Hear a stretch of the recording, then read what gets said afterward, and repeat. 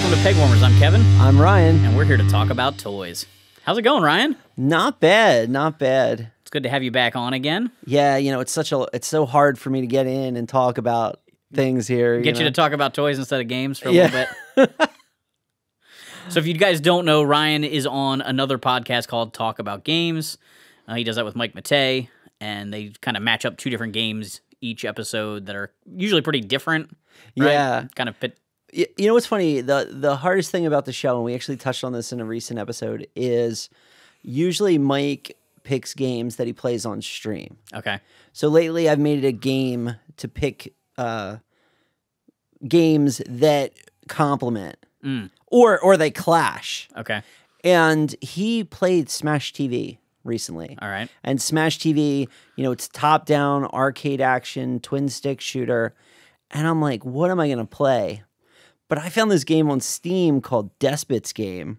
And Despot's Game's cool because it's top-down, dystopian, same sorts of thing, but it's turn-based. And it's not turn-based, but it's like all about stats and RPGs, and it's not run and gun. Okay. But you could put the two games side by side in motion, and if you didn't know that I wasn't controlling it, you'd think they were very similar, but they're totally not. Okay. So that's the type of decisions that I make to try to make it fun. All right.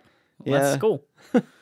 So our first topic every episode is news. And I was reading an article in the Toy Book or on their website where they were talking to the licensing department for Dr. Seuss's, the company that exists in place of, the estate. And they were kind of talking about the licensors they work with. And a lot of the Dr. Seuss product we see is like plushies and, board games and things like that. But it kind of got me thinking about, would Dr. Seuss, especially because a lot of their big things like the Cat in the Hat and the Grinch are hitting 65, their 65th anniversary at this point. Right. Would these things do well as an articulated collector line, like how Super 7's doing Animaniacs? Right. Would there be an audience for that? Would people go for that? Or is it just you get your grandkid the book and you get them the plushie that matches it and that's the extent? Well, the thing about collector toys is collector toys are all about passion. Yeah. And they're all about having a connection, usually nostalgia, not always, but sometimes. And with Dr. Seuss, it's something that's so formative to so many people. Yes, for sure. That it probably would do better than a lot of toys that have very focused audiences. Like you have to be a certain type of person, Right. to like that, because I feel like the Dr. Seuss audience is gigantic. Yeah, it's like almost like Lego, where people that are little kids that are just seeing it for the first time are into it, all the way up through everyone that saw it, 10 years ago, 15 years ago, 20 years ago, whatever, whenever they were a kid. And it has such a positive impact on people that everyone has that warm and fuzzy of the first time they read it or the first time they saw How the Grinch Stole Christmas on TV or whatever. I have in my office a four picture collection on frames. I have a red fish, one fish, two fish, red fish, blue fish. Okay. And that's on my wall in my office. Yeah, all right. Right? So, the fact that I have Dr. Seuss things, would I buy a $60 Cat in the Hat, beautiful paint apps, all of this? Probably not, but I think there's someone who would. And the other thing would be is if you could get it, if it wasn't necessarily Die Hard Collector, but if you could get a retail version where it's, $15, I think you'd have a pretty big market for it. Yeah, I do too. I would love some decent Grinch action figures that could be used as a Christmas display. How great would it be to have the sleigh and the Grinch and Max's dog and stuff? That would be, that would be a cool thing to put out around the holidays. Yeah, that would be really cool. I think, people like the Cat in the Hat, of course, that's big. But I think about Universal Studios going to Islands of Adventure to Seuss Land, and everybody has the Thing 1 and Thing 2 and all of that. For theme parks, I feel like theme park toys are going up in quality, and going up in cost. That's true. Right?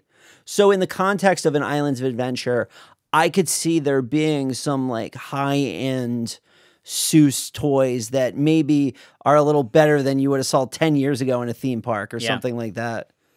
I think the biggest challenge to doing decent Seuss toys is that they have odd proportions, and it'd be tough to hide like articulation without really breaking up the sculpts because they're just so They're just so bizarre. You know, they're not humanoid. They don't bend at the right places, basically. You know, because this stuff is so kind of mushy in shape. It would be a challenge, but it would be really cool.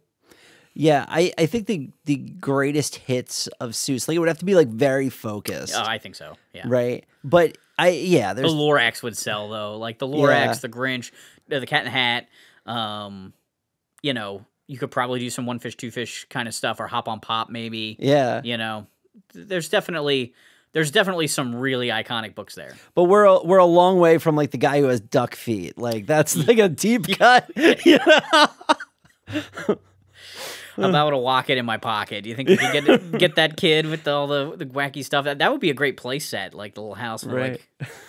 Like, look, we've just designed this whole line. Somebody's got to just run with this idea. Ship it. Our next thing is new to the collection. And I brought with me, actually, a Mandalorian figure. I don't buy a ton of modern Star Wars 3 3/4 inch figures anymore. It feels like I'm just buying the same guys over and over again at this point.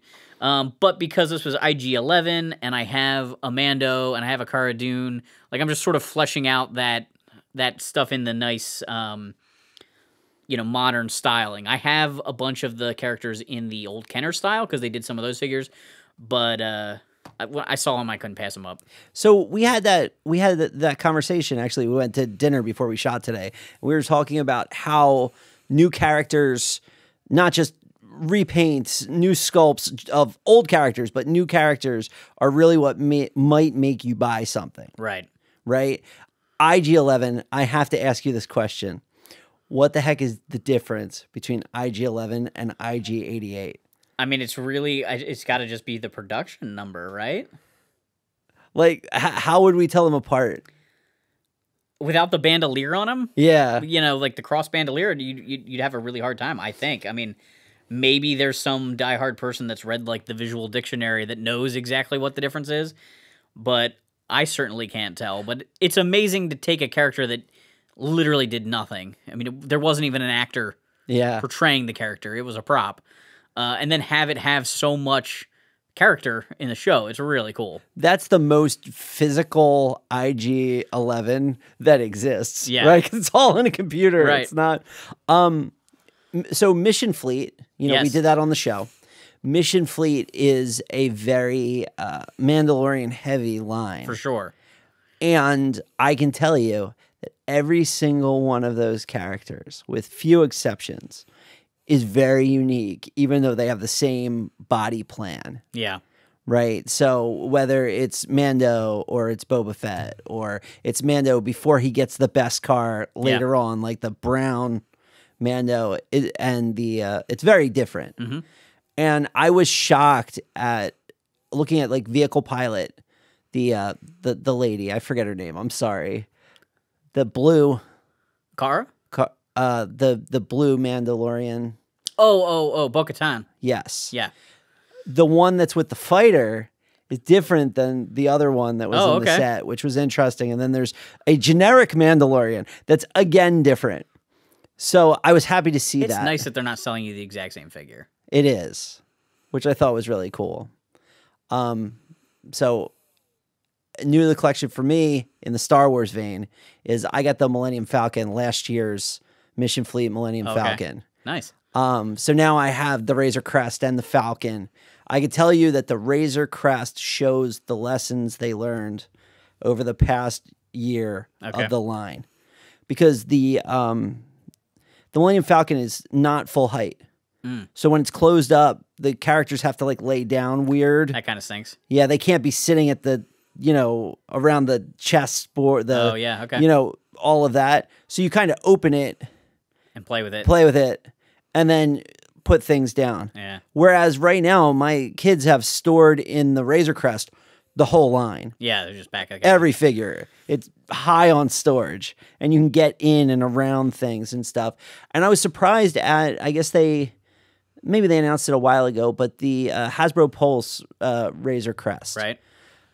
How little extra functionality there was relative to the Mission Fleet one. Now, I know it's made for characters of different scale. It's way nicer, all of that. But it's the same weapon rack. It's the same cockpit. It's the same, like, there's not a lot of difference, in my opinion. But if you look at the Millennium Falcon over the years, right? The original Millennium Falcon from the 70s, the Micro Machine playset one, the kid ones from the Galactic Heroes, right? Yeah. They always had the chest table. They always had the hidden compartment. They always have like a gunner seat kind of thing. Yeah. And the training ball. Like there are like those iconic functions you want, and the rest of it doesn't really matter. So they don't like explore like what's in those front probes on the Millennium Falcon. Or, right. You know, like you just kind of do the scenes you saw. You let the kids recreate all the scenes from the movie that they saw. Yeah.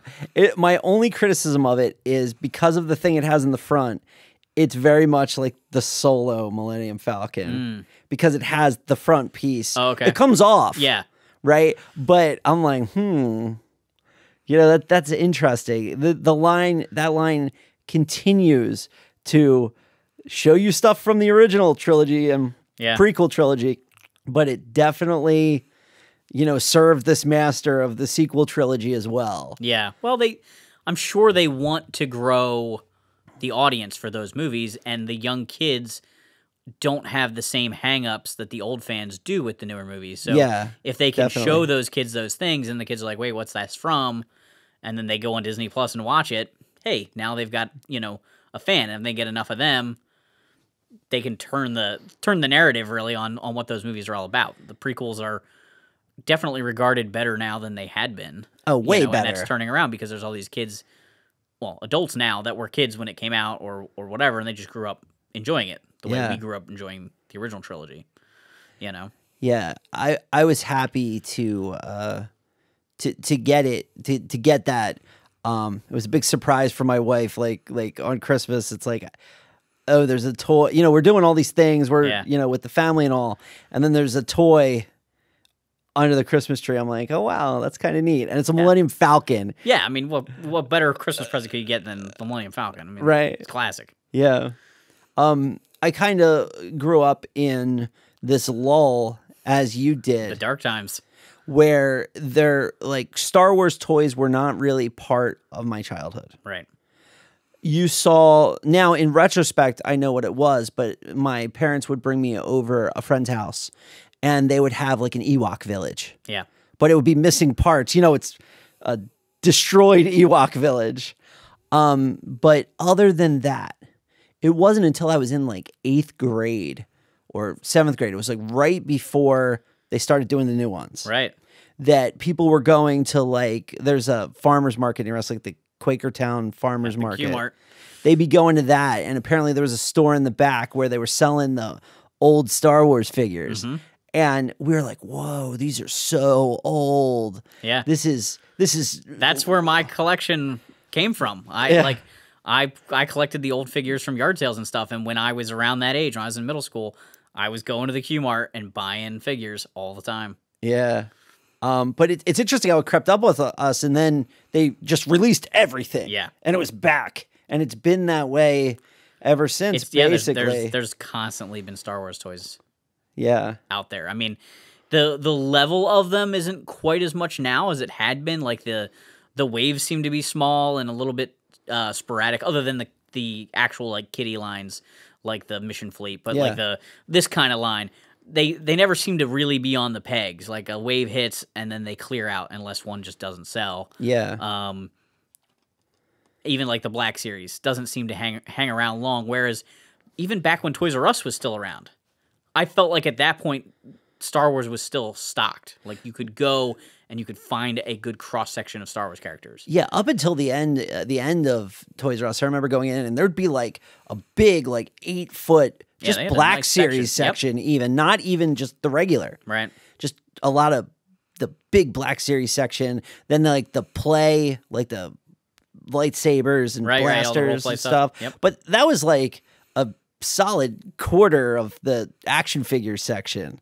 It's big Star Wars. I can't think of any other line other than like Ninja Turtles and Yeah, well, do you remember for a while there was like a double like the shelving was missing for a row, so they had like two sides of an aisle with a whole center space for like shorter shelves and like bulk items like that land speeder, the kid ride on land speeder and stuff. Like they really gave a lot of floor space to Star Wars for a while there as basically as the first probably Force Awakens and maybe a little bit into the next one came out. I guess it was kind of a place in time, right? Because movies were coming out, series, all of that. It's interesting to see where it goes with Star Wars. I don't think Star Wars is going anywhere in the toy aisle, but you know the form it takes, it's kind of a little bit interesting. Yeah, it'll be interesting if they can find a Disney Plus show that resonates with kids and adults. Because it is interesting how there's nothing wrong with Mandalorian, but it doesn't quite have the same awe-inspiring thing for the kids. Like I guess it has Baby Yoda, but when you don't have lightsabers in Star Wars, it just feels more adult somehow. Yeah, because it's gritty. It's gritty, and so I see the Mandalorian being great for the Star Wars community that exists, but I feel like when you start getting some more types of shows and you get some more of the Jedi thing, I feel like that's what sucks in the kids. Kids are amazed by that kind of character. I put on some of the Bad Batch with my son. Yeah. You know, I put it on just to see like how it goes, but that was like gritty too. It's very gritty. Yep. Yeah, I'm like whereas I think Clone Wars he'd probably be more drawn to it. It's just a little bit more exciting. Kids it's like Harry Potter. You know, like kids like that that magical type element to it. And there really isn't. They're like a military unit. Yeah. It's like weird. Like even Bad Batch is like watching the A-Team. Yeah. Like that's really what it is, you know? Yeah. He didn't even like care. Yeah. This is a dad show. I'm like, is it? Is it? I don't know. There's so much history for that show. Yeah. Like you could watch it without knowing any of the Clone Wars stuff, but like there's a lot of baggage on that show. Right. I mean, Mandalorian's kind of the same way though. Right. I think that'll be another thing that might help them attract new people is if they can find one of these shows that is a good entry point. I guess season 1 of Mandalorian was a pretty good entry point where you didn't need to know a lot, but by season 2, it's very entrenched in all right. the other Star Wars media. So say you're not a Star Wars person. Yeah. I gotta take it. Mandalorian. There are Imperial remnants. There was an Old Republic, there's a New Republic, but they don't really seem to be doing anything. At least not out where Mando is. Like it's there's a lot of that show. How do you jump onto that? But think about the original Star Wars. Like they're talking about governors and the Emperor, like whatever. It doesn't really matter. Yeah, like the baggage doesn't matter, even though there is a lot of it. I just feel like season 1 is very much a story of a guy traveling around a little bit, and there's a lot of like stuff referenced around it, but none of it's really important.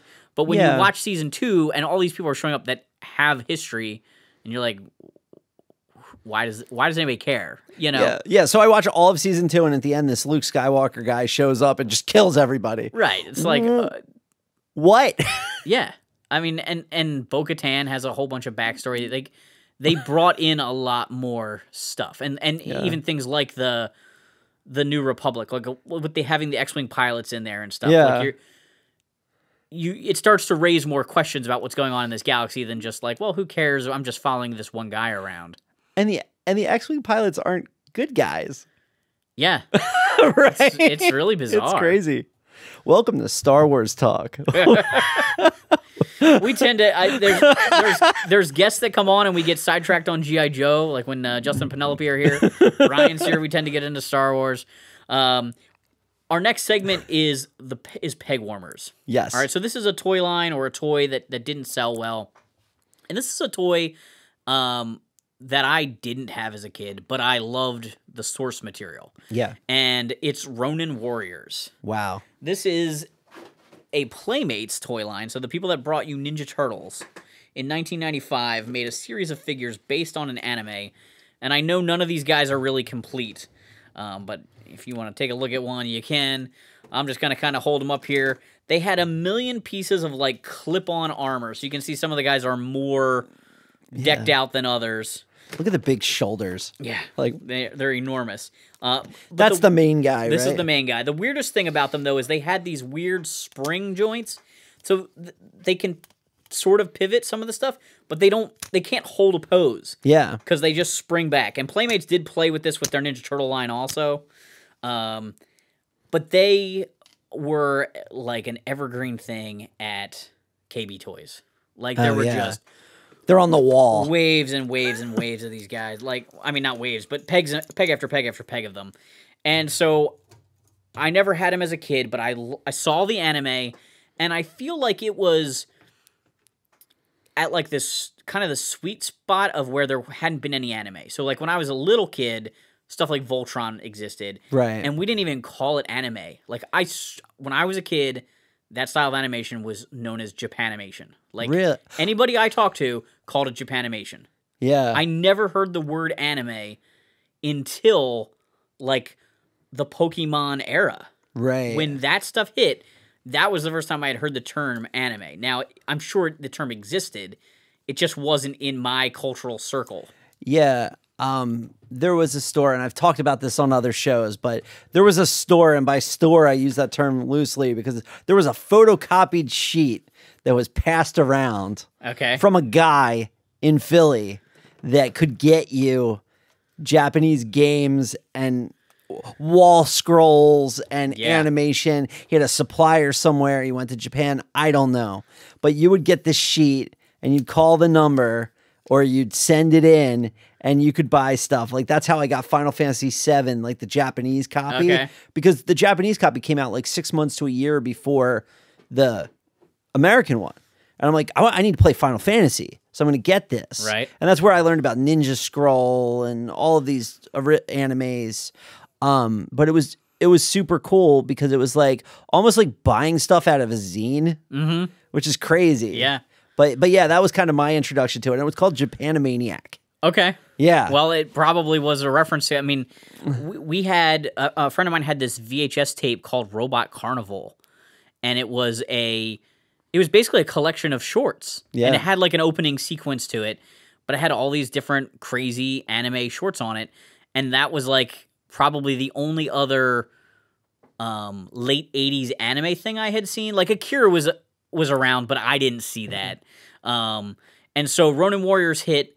They played the episodes straight through in order and then played it again. I guess to hit the number of episodes is like 39 episodes, but so for it to be like syndicated for a summer, each day it played, and then when it got to the end of the series, it played a second time. So actually, I caught it partway through the first run, like a couple episodes in, and was like, this is really cool, and started watching it. And then I was able to actually catch the beginning at the end. Oh, cool. And just thought it was really neat. My friends and I talked about it, like, because we were all just kind of thirsty for this type of storytelling and artwork and stuff. But I did not get into the toys. But I pick them up when I see them at like flea markets and stuff. And that's why none of these guys are complete. It's just such a weird and interesting. You have a ton of these. I do. Yeah. Like, I have almost every character, but just none of them have any of their accessories. I only remember the red guy and the like teal guy. Okay, so like the green guy, I believe his name was Sage. Yeah. He was one of the good guys. The orange guy was like he how in like all of the like the great teams, there's always sort of like the strong but dim-witted guy, kind of like Hunk and Voltron. That's how what I always related him to. I don't. He even remember his looks name, like it. He's got the yellow headband and stuff. Yeah. So like there was a whole bunch of them, and then I think this is the main guy just in a souped-up armor because he got like a white tiger type, like power-up thing later on. And there's a few bad guys. This guy, I think, the eye patch was one of the bad guys. Wow. But they all had these really crazy like samurai helmets and all this stuff just snaps on the figures. So I just want to share them. I don't know if you guys remember these at all, but in the comments, let us know if you ever had the Ronin Warrior figures. Yeah, I mean, it's something I think about from time to time. So it was definitely like in my headspace when it was going on. Yeah, So Ryan was talking to me about Gundam, and it was just sort of one of those things that popped in my head of like, this is another one of these, Japanese things that assimilated into our culture around the same time, and and so that was one of the reasons why I wanted to bring them on and show them off a little bit. So I'm on this giant robot kick, and I'm on this giant robot kick because I started watching Zeta Gundam. Okay. And I really got into it. Zeta Gundam is like the second Gundam series, and it came out in 1985. All right. It's on Funimation Premium if you want to watch it. There's other places to watch it. But I liked it so much, I went on eBay. I started buying like animation cells from it and stuff. Nice. Like, it's just super cool. What I like about it is, you know, a lot of anime is like over-exaggerated characters and stuff. And this is like a military drama played almost straight. Okay. It's almost played seriously, but just enough that it's not a real downer. Yeah, okay. You know, bad things happen, but it's still a cartoon. Right. You know what I mean? And, you know, I really just like the way it feels. I like the way the robots are. There was a lot, like the way that the mobile suits have their 360-degree views and things like that. Made me think about VR gaming. And I started watching it and then programming, and I'm just falling into this world. So then, you know, probably every 5 years I watch a Gundam series fairly religiously. All right. And every time I watch it, I'm not a Gundam expert. And this is like my big disclaimer here. We may make mistakes. I'm going to make mistakes. I'm a fan. I'm not a curator of Gundam. Right. Okay? I'm really enjoying it, though. I'm having a good time. And that's what you should do with entertainment. Right. You should be able to enjoy it. Yes. Maybe not on the internet. Maybe not on the internet. Right? So I wrote some stuff down here because I think it's important. Okay. So I don't know a ton about Gundam. I know that there are mech suits. Yes. I know that there are good ones and bad ones, and that it's a military thing. And I kind of knew like what you were saying about there's different eras, and they don't necessarily connect. But that's really probably about as much as I know about Gundam. So you're going to learn some stuff today. I'm excited to learn about Gundam. I think, because it's kind of cool. So one of the big problems with continuity, whether it's comics, whether it's movies, whether it's TV, is that every time you service continuity, potentially you close the possibility space of what that property could be. Right. So much like Power Rangers, how it's not a straight continuity, or at least that's my understanding of it. Yeah, it's all sort of connected, but every once in a while there's a season that's like in a different universe or a different timeline. It's weird, and they just kind of ignore continuity when it's a problem. So Gundam is like that, Okay. but as a matter of policy. Okay. So it is stated that when you watch a Gundam series, it takes place in a general setting that has a name. Okay. Now, the Zeta Gundam that I was talking about, the one that I'm watching right now, is in the Universal Century. All right. And they all have names, and we're going to go into the names because every single one of these figures I'm going to talk about today is from a different setting. Okay, so this toy line is actually like tying all the things together in a way. Yes. Okay. They're trying to sell a mobile game. Oh, okay. Okay. And in the mobile game, you can get different parts from different Gundams from different eras. Okay. And hook them together. So you can see on the back of the box, like, this is Gundam Artemis, which is from the game. Okay. This isn't even from a cartoon. All right. It's from a video game, right? And on the back of it, they're like, oh, you could take the chest from Wing Gundam and put it on the arms from this and mix and match. It is very Power Ranger as you're saying this, because like they have the battle for the grid game where you can be any ranger you want. And, you know, for a while we had the Zord Builder line where the pegs to connect Zords together were universal. So if you had arms from one Zord, you could snap them on the torso of a different one. And like, so that's all these companies are seeing that there's a market for that interchangeability and you know, to pull in fans from every part of the franchise. So you know, I was talking about Zeta Gundam. That's the one I'm watching. That's the one I'm buying the cells from. All of that, and it's Universal Century. And this is the RX-78 Gundam, which is the original, the one everybody knows, right? The one everybody knows. This is from the original. Zeta Gundam cutesy is version. Yes, is a continuation of this. Okay. So it's a direct sequel, Okay. which doesn't often happen. Like Amuro, who flies this, ends up showing up in that. Okay. So he's the protagonist, the big hero of the original, shows up in the second one, Okay.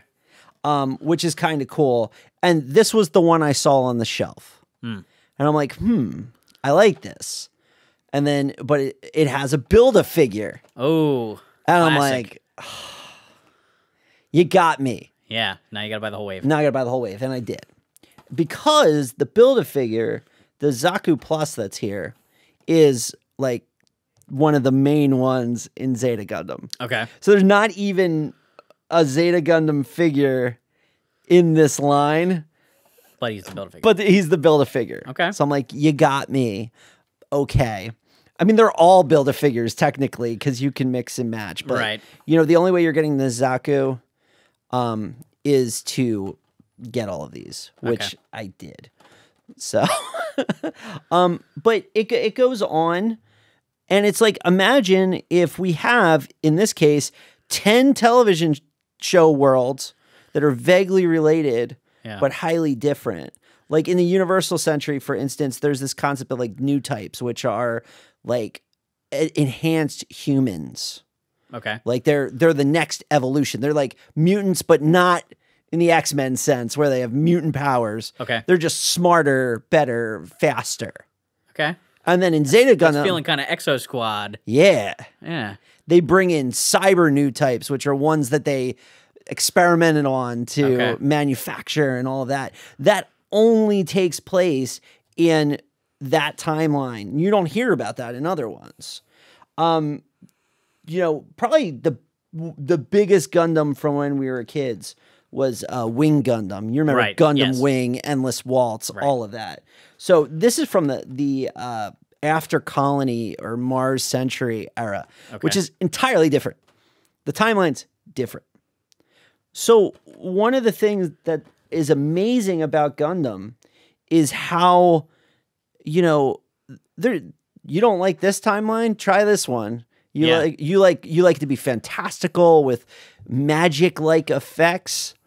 You could do this one. You want it to be real gritty and, you know, even the Gundam, which is powerful and amazing, it's Voltron. Yeah. You know, Voltron can die in the Universal Century because it's just a ship, right? Then you go into, they want to tell like a small story. One of the newer sets that's here, let me see if I can find it, is from Iron-Blooded Orphans. That's from, Front corner, maybe. yeah, I think it's this one. So this is Gundam Barbados, Okay. which is from the Iron-Blooded Orphans one, which is a very modern one, where they created a new era with it, which is called post-disaster. And this is like, there was some massive disaster, and it's very ground-based. There's not much space. Okay. And at least I've been through like the first 3 Blu-ray discs, and I think we haven't been in space at all. Okay. Right? So it's like more of like a war story and about survival and these orphans and stuff, which is way different from all of these. Yeah, it is funny to hear these, because it is very Power Ranger-y, just like you're saying. Like there are seasons where, you know, a virus has eliminated most of society.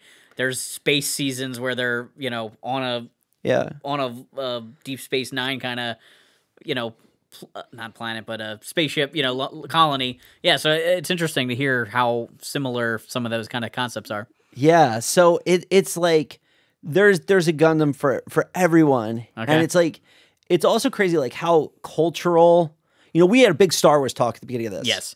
And how like cultural Star Wars is. Well, in Japan, there's multiple Toyotas that are like made to look like the Zaku, right? It's like, there's just all of these like tie-ins with food and beverages and consumer electronics. And at a recent convention I was in, I saw that there was a GameCube that was basically made to be like one of the characters' GameCubes. Huh. Right? So it's like, and you know, you go to Japan and there's like oh, we made a giant robot. It's everywhere. And this, it's like a major cultural export. Yeah. And they spent a lot of time thinking about like how to just keep it going, right? Like Gundam is a series that's in it for the long haul, and they want to be able, but they want to have the flexibility to tell stories. So I'm going to go through and tell you all the different timelines that exist, not what they are, because we don't have time for that. But I just want to give you a rundown. Okay. So the original is a Universal Century, which is the original Gundam. Right. Then you have the Cosmic Era, which is very much, which is Gundam Wing, Okay. which is the one that was the most recent when we were kids. There's the After Colony or Mars Century, which is, sorry, After Colony was Gundam Wing. The Gundam Astray, which is here. Look how cool that looks. Yeah, it looks great. It would fit in with the Ronin Warriors. Yes, it has a very right? similar aesthetic. Yeah, that's the Cosmic Era. And then we have Post Disaster, which was the Iron Blooded Orphans one. And then we have, hey, download it on your mobile browser. This is from the Gundam Battle, Gunpla Warfare. Now the question will be, will that guy kind of be the black sheep and be forgotten about later because he doesn't have a true show era? Power Rangers had the RPG guys, the Hyperforce Rangers that kind of are official Rangers, but also will never get a TV appearance probably. Did or they an make action toys figure. for that and everything? No, I think there might have been some stuff for one of the board games, like a miniature game that they did. There might have been something for that, but they're kind of like a deep cut, you know. And there's 6 other ones Okay. that you can look up on Wikipedia like I did, you know, right? But for this line, it's Gundam Infinity. It's cool. It's what's interesting about it is this isn't in the main toy section. Okay. This is in like the collector toy, video game toy. I don't even know. What do you call it? I just call it the collector section, but we're in such a weird era now where like that stuff is shifting. Yeah. So like my Target just got redone, Right. and NECA, which used to always be in that collector section, has like a section in the regular toy aisle. Wow. And Gundam model kits are in the regular toy aisle, but you're saying those guys are in the collector section, and those are more like action figures. They are action. Yes, 100%. So I brought with me a couple of Gundam toys and or model kits that I've had over the years. I was really into stop motion animation when I was in like high school and college. Cool. And so occasionally, I had a friend who had a lot of like Japanese import toys, like Godzilla stuff and some Gundams and things. So we had talked about doing a stop motion series, and we were going to have like some G.I. Joes that were supposed to be the pilots to the suits. So we were like collecting, trying to get military looking ones, and we were trying to avoid the most iconic Gundam, the plain white. So that's one of the reasons. This guy. Right. So that's why I was like getting these guys, because Yeah. to Gundam fans, obviously you know what they are, but to somebody that's not as much into Gundam, they're a much more like, oh, it's like just a robot guy, Yeah. right? And so we used some of these guys in some things we did, but we never made the like official thing we set out to do. And actually, this figure, which I don't know, I didn't grab all their accessories, but this guy, when I got him, I was disappointed he didn't have swivels at the bicep. So I actually cut his arms and stuck a G.I. Joe forearm in there. Wow. So he could like twist his arms in towards his chest. That's cool. Yeah, because I just was like, because we were planning on doing this animation thing, and I was like, it's so limited if all he can do is this. We really do need to be able to, Yeah. bring their arms in. So that was like a little modified thing I did, but this is a very slender, Gundam compared to some of the other ones. So I want to talk about him Yeah. for a second because Go he's for it. kind of interesting. So you could see that this guy kind of looks like a knockoff Gundam. Yeah. Even though it's not. Like it's Gundam-like. So in a lot of these Gundam series, there's the concept of prototype models Okay. versus mass production models. Right? And the prototype models are normally like the Gundams, although not always. So this guy looks like, although not quite, the Jim, Okay. which are like the generic ones that are like a copy of this. Okay. So you're constantly seeing like these, like they're Gundams, but they don't have like the classic headdress and Yeah. stuff. And in the narrative of it, those ones are like the ones that they produced after they produced this one-off awesome one. So in Zeta Gundam, you'll find like the RX-78 has been out for several years. So you start seeing the gyms and you start seeing these piloted in the background Okay. and stuff, where the Zeta Gundam, the new one, is obviously piloted by the main character who's Right. it's a one-off, it's special, it's all of that. That makes sense.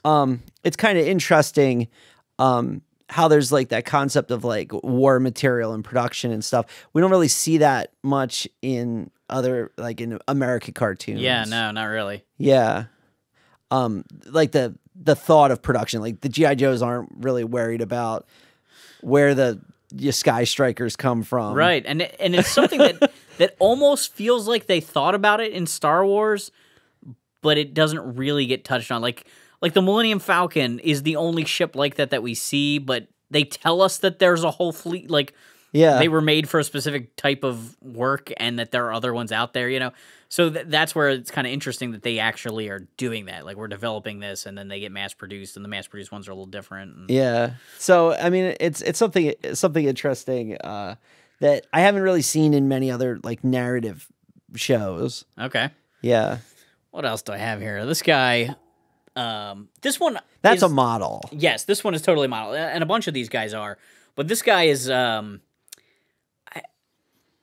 I would love to see one of these guys like with a really good paint job. You know, have you Yeah. seen like, when they go in there and they Oh. do the panel lining and stuff? This one looks a little bit cheaper. It's a little bit shinier. Like, some of these guys are a little bit more matte. So even though I never painted them, they look a little bit, I don't know, more real world. Right. This guy's just super shiny, but I thought he was pretty neat. I had never seen somebody with this like claw Oh, that's neat. accessory, because a lot of the Gundam figures have like a gun and then like a lightsaber type of sword Yes. and a shield. So this guy I thought was kind of neat. He's a little bit different. I think that I think this guy I found at like a flea market or something, still like new in the package, but it wasn't like I went out and picked him. But I had fun putting them together. The way they engineer these is just phenomenal. Like, when you're yeah. putting them together, the parts are so tiny, but the articulation is so good on most of them, you know? And so many of those, it's not like they need glue. Right. There are ones that do, Yes. but yeah. But a lot of them, yeah, they just snap together, and it's all like little pins and pegs. You do have to be careful with them, though, because you can like push Yeah. too hard and snap those pegs. I actually broke this guy's hip.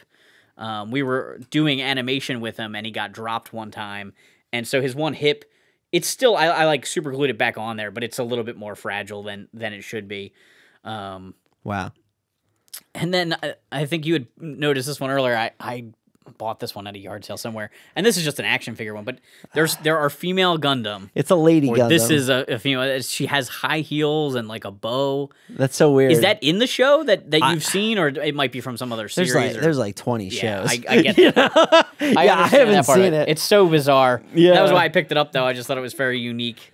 Yeah. Um, Yeah, that is kind of cool. And these super deformed fighter ones are kind of neat. A lot of I've read a lot about this series. Okay. And I don't know, it's kind of cool. Look at all the screws on the back of this yeah, thing. that one you can tell is an action figure because he's Yeah. screwed together. Right. Not a I mean, model there's a ton. There's 10 screws more back here. Yeah. So I thought this line was super neat. I had gone to 3 Targets, and like one of the Targets had 2 of them. Yeah, One of them had like 4, that's the tough thing with Build-A-Figures, you know? and I'm like, I'm not buying it Unless you can get them all. unless I can get them all. Yeah. And then the stars aligned the day after Christmas, and I'm like, there they are. Let's go. That's cool. Now, are you going to just display them like that, or are you going to open them up and build the Build-A-Figure? What are your thoughts? Before I had this episode, I'm like, yeah, I'm going to sit down with Kevin and we'll build the Zaku and it'll be great. And now I'm like, it's just, you know that's the trial of action figures, right? Because it's like all of his accessories are neat in this displayed. package and displayed, and I don't need to find a place to put them. Right. Right? And if I get a bin, right? You know, I got the box from one of my Gundams. I bought this guy at a store on South Street in Philadelphia back in like 2002 or something like that. But yeah, the bottom of the box has, I don't know. There's a big gun for one guy, and there's a. Oh, that's not actually a weapon. It's just a piece of the clear plastic that somebody's weapon came out of. There's a pole arm spear, or something. yeah. You know, yeah. There's a shield for somebody. Yeah. And you just end up with interchangeable hands. You end up with a mess. It's actually something that I think about a lot with current collecting. Yes. Like, especially for collector lines. I love that they'll give you multiple facial expressions and that they'll give you all these expressive hands and they'll give you, like, scene-specific accessories. But eventually, kind of like we were talking about the Cat in the Hat, like, you find a way that you want to display it and none of that other stuff matters. So then you just end up with, like, bins of extra stuff. Yeah, I'm running into that with the Demon Slayer guy. The one Demon Slayer, I have Tanjiro and Nezuko, and the way I have them displayed, they have one set of arms. And then I have the other set of arms, like, sitting next to it on the shelf. Doesn't feel good. Yeah, or you end up with, like, a box somewhere else scrolled away, and then you just keep filling it with, like, baggies of accessories from random toys, and then someday you're just like, I don't remember what this stuff went to. Right. You know, like, I know this came from a Gundam, but I don't know which one, right? Like, if you took all these parts off of the Ronin Warriors, and then I had to try and put them back together, I wouldn't know, right? Especially when you get the interchangeable hands and stuff. You have a pile of Power Ranger hands. I don't know which guy it came from. One thing I do want to say is if I had this toy as a kid, where I could mix and match and play with them, there's like play value here versus like it's got the look of a collector toy. And these weren't that bad. I think they were like $15, $16 a piece. That's not bad for all his accessories, Build-A-Figure, something like that.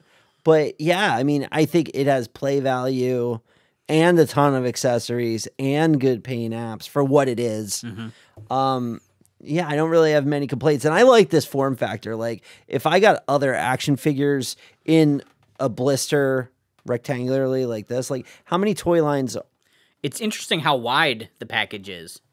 Yeah, because I think they need to have room for the get the mobile app and well, and it allows them to display the accessories really nicely.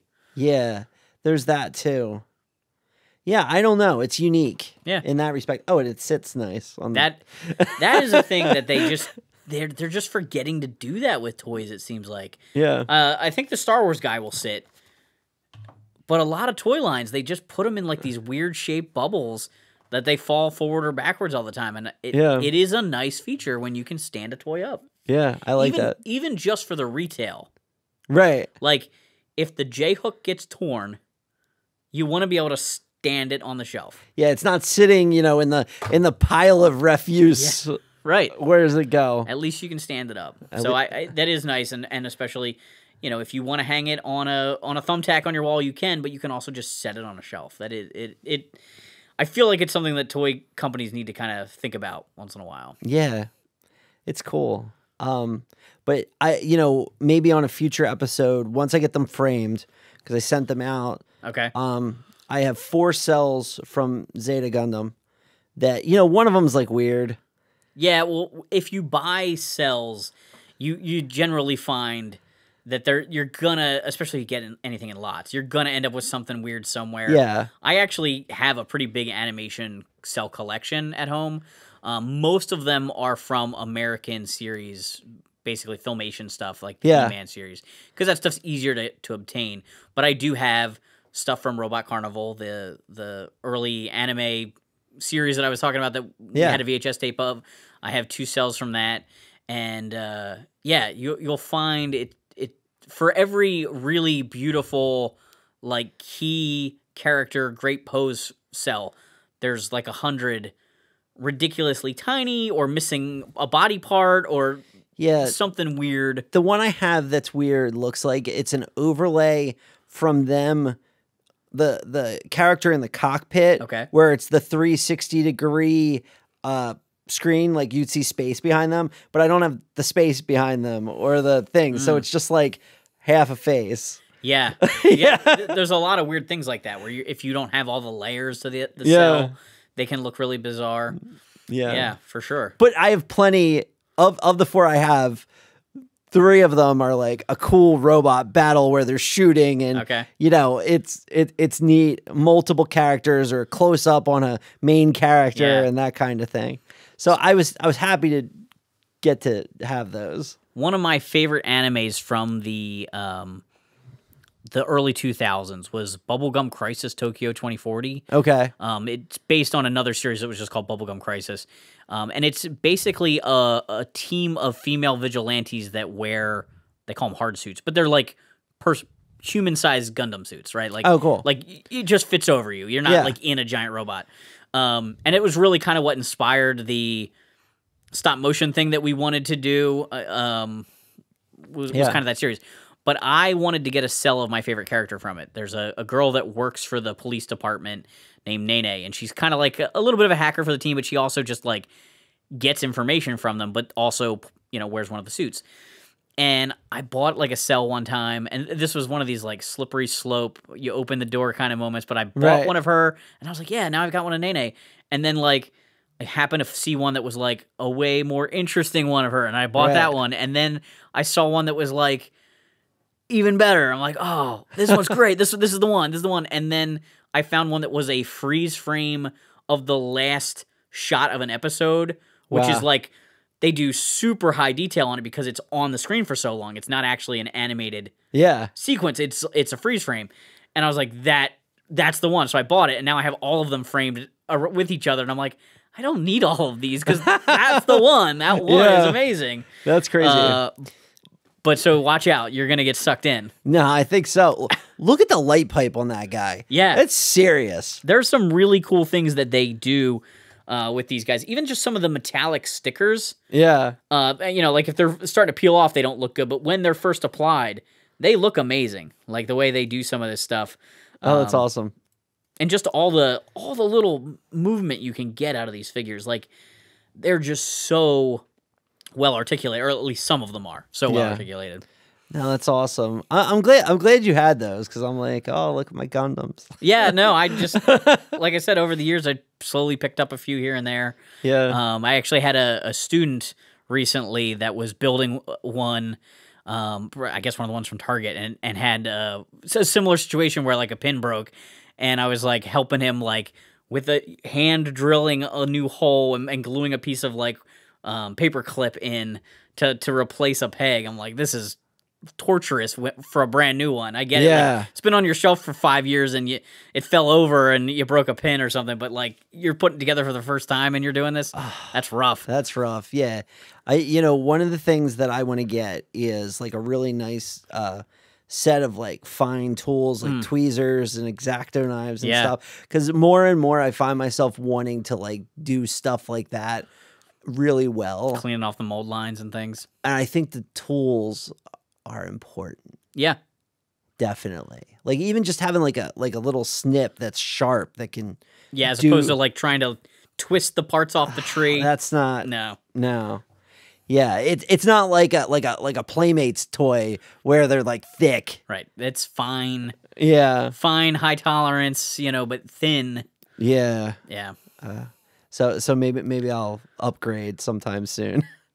I actually have been impressed though that with those Gundam sets that are at Target, they tend to have a section of tools there. Now I'm not saying those are necessarily the best tools, but I'm just impressed that like at retail and not in a hobby shop, they're selling like the little nips and stuff like that. Like that's good. Yeah. It makes it accessible to kids so they aren't getting frustrated. Yeah, it definitely gives people an on-ramp that's like, this is what this is. Right. This is a different hobby. It's similar. Yeah, it's not a toy. It's a model kit. Yeah.